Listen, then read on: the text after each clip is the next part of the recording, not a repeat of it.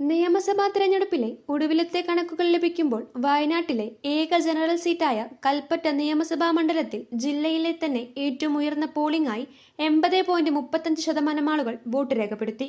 ശക്തമായ തിരഞ്ഞെടുപ്പ് പ്രചാരണമാണ് ഇത്തവണ കൽപ്പറ്റ നിയമസഭാ മണ്ഡലത്തിൽ വിവിധ മുന്നണികൾ നടത്തിയത്.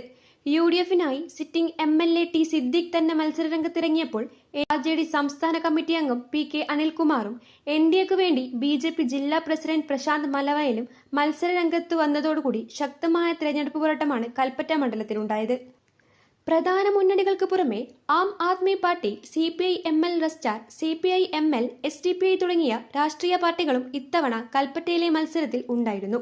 പോളിംഗ് ശതമാനം ഉയർന്നത് വലിയ പ്രതീക്ഷയോടെയാണ് മുന്നണികൾ കാണുന്നത്. UDF സ്ഥാനാർത്ഥി T Siddique Kalpetta government LP സ്കൂളിലും LDF സ്ഥാനാർത്ഥി PK Anilkumar Kozhikode east Nadakkavu UP സ്കൂളിലും NDA സ്ഥാനാർത്ഥി പ്രശാന്ത് മലവയൽ നെന്മേനി കുന്താണി LP സ്കൂളിലും വോട്ട് രേഖപ്പെടുത്തി. വോട്ടെടുപ്പിന് ശേഷം നല്ല ആത്മവിശ്വാസത്തിലാണ് വിവിധ മുന്നണികളുടെ സ്ഥാനാർത്ഥികൾ. ചൂരൽമല മുണ്ടക്കൈ വിഷയവും കോൺഗ്രസ് ടൗൺഷിപ്പ് ഭൂമിയുമായി ബന്ധപ്പെട്ട വിവാദം തുടങ്ങി കേരളം തന്നെ ഉറ്റുനോക്കിയ രാഷ്ട്രീയ വിവാദങ്ങളുണ്ടായ കൽപ്പറ്റ മണ്ഡലത്തിലെ തിരഞ്ഞെടുപ്പ് ഫലം കേരളം തന്നെ ഉറ്റുനോക്കുന്ന ഒന്നായി മാറിയിരിക്കുന്നു.